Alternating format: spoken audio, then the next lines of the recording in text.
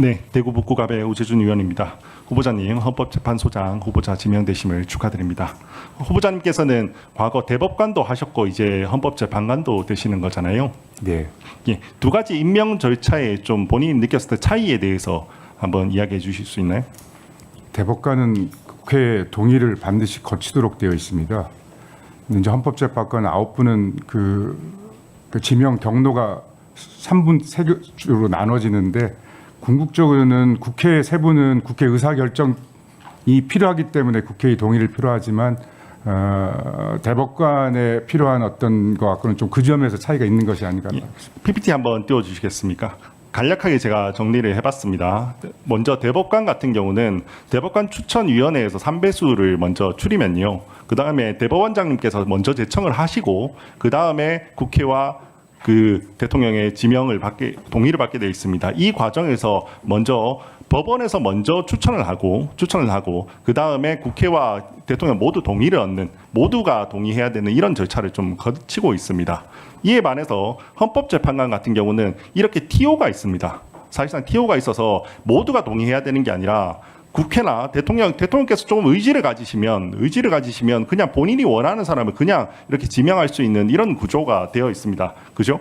왜 이렇게 헌법재판관하고 대법관은 조금 다르게 했다고 보시나요? 그 제가 공부하고 들은 바에 의하면 헌법재판소는 뭔가 헌법 자체의 광범위하고 추상적인 규정을 해석하는 데 있어서의 여러 가지 다양한 가치가 투영될 수 있으니 삼권 분립을 담당하는 국회 혹은 대통령, 대법원장 각자 입장에서 각각의 국가 작용을 정확하게 이해하는 사람을 3명을 모아놓으면 그런 의미에서의 어떤 종합적이고 그 못지않게 이런 게 하지 않을까라는 생각을 하는 것으로 그 못지않게 아마 대법원 같은 경우는 사법부의 독립성과 자율성을 좀 많이 존중한다는 취지가 있을 거고요. 반대로 헌법재판소 같은 경우는 일종의 정치적 사법기관이라고 우리가 하잖아요. 정치적 사법기관의 특성을 조금은 반영해서 이렇게 재판관 지명 절차가 되어 있다고 보입니다. 혹시 동의하십니까? 그런 면이 있다라고 저는 생각하고 있습니다. 그럼 반대로 그러면 헌법재판관 같은 경우에는 좀 정치적 영향력에서 취약할 수도 있다라는 생각이 들지는 않으십니까? 그래서 우리 헌법은 그 정당 가입하지 말고 헌법재판관은 얼마 전에 그 본인과 경쟁하셨던 좀 후보군에서 나왔던 이름 중에 그 이재명 대통령의 변호인이 언급된 것도 알고 계십니까? 변호인이 혹시나 될 수도 있다, 헌법재판관 될 수 있다, 알겠습니까? 네. 그리고 반대로 다음 PPT를 한번 보시면요, 지금 대법관 같은 경우는 우리가 우리법연구회, 국제인권법연구회라고 해서 특정 학회 출신들이 헌법재판소에 너무 많다라는 이런 이야기가 좀 나오는 거 알고 계십니까? 늘 듣고 있었습니다. 예, 이것도 약간 정치적으로 이렇게 취약한 구조를 좀 보여주는 거 아닙니까?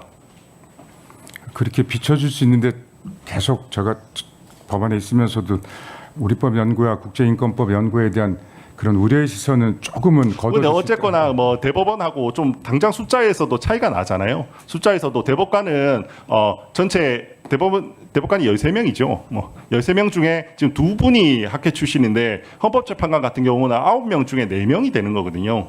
당장 이렇게 구성 비율에서도 차이가 좀 나지 않습니까? 이거는 일종의 정치적 편향성에 대한 우려가 있을 수 있는 거 아닙니까?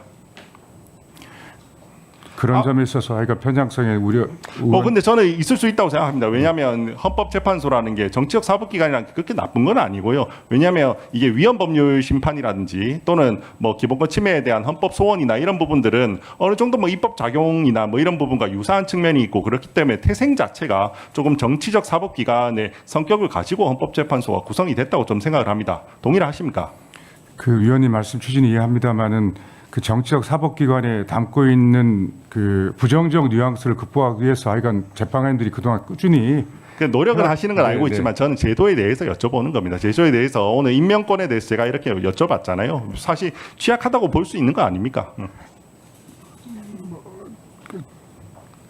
정확하게 하여간 그런 하여간 우려가 있다는 점을 아니 그러면 왜냐하면 맘먹고 이재명 대통령께서 뭐 이재명 대통령 아니더라도 다음 누군가 대통령이 정말 너무 자기만 원하는 사람을 지금은 선정할 수도 있는 구조 아닙니까 현재? 그 대통령이 이제 지명권을 하려면 그렇게 할 수는 있잖아요. 지금 대법관하고는 조금 다르잖아요. 그죠? 지금 제도적으로는 그렇게 되어 있습니다. 그렇게 되어 있는 게 맞죠. 정치적으로 취약한 부분이 있는 게 맞죠.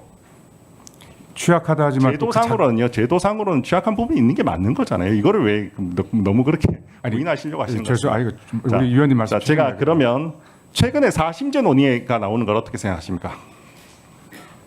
저는 서면 질의 답변에서도 위원님 말씀드렸습니다마는 그러니까 법원의 재판에 대해서 이제 헌법소원을 허용하는 정책을 우리가 채택할지 여부에 대해서는 결국은 국민과 국회가 평가해야 될 문제이긴 합니다만 이 재판 소원이 들어가는 것이 실질적으로는 어떤 사심죄로 작동되는 어떤 부정적인 면도 장점과 함께 고려해서 결정해야 된다. 이런 정치적 사법기관이 대법원의 판결에 대해서 판단했을 때 우려가 되지 않습니까?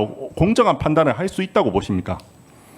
위원님이 말씀하신 취지는 있지만 헌법재판관 한 분 한 분은 정치적 관점에서 재판하는 것은 아니지 않습니까? 분명하게. 그래도요, 제도상 제가 묻는 겁니다. 왜냐하면 우리가 제도를 만들면 지금 사람들만 하는 게 아니라 향후에 수십 년, 수백 년을 갈 수 있는 거잖아요. 그러면 이걸 악용할 여지가 충분히 있는 거 아닙니까? 누군가 정치인이 자기의 재판에 대해서 연관되는 사람을 헌법재판관으로 임명할 수 있는 구조 아닙니까? 아까 전에 제가 말씀드렸잖아요. 이재명 대통령 같은 경우는 본인의 변호인을 재판관으로 임명한다는 그런 그 이야기도 나왔었잖아요. 물론 대신에 현실화되지는 않았습니다. 그런데 그런 것도 취약한 구조에 있는 거 아닙니까? 저는 두 가지 말씀드리고 싶습니다. 어쨌든 지금 헌법재판관 구성 방법이 갖고 있는 고유한 제도적 장점도 존재하는 거 있고요. 다만 그리고 시간이 없어서 제가 조금 말씀드리겠습니다. 죄송합니다. 그 본인께서 지금 후보자께서 만약에 소장으로 임명이 되시면 뭐 사심제가 되면 이재명 대통령의 판결까지도 할 수 있는 거 아닙니까? 그렇게 할 가능성도 있는 거 아닙니까? 그러면 본인은 이재명 대통령께서 지명한 사람인데 그 판결에 대해서 국민들께서 공정하게 했다고 인식하시겠습니까? 믿을 수 있겠습니까? 저가 개인적으로 그 재판에 여러 가지 공정성이 의심이 된다면 피하든지 이렇게 조치를 취해야 되지 않을까 생각 갖고 있습니다.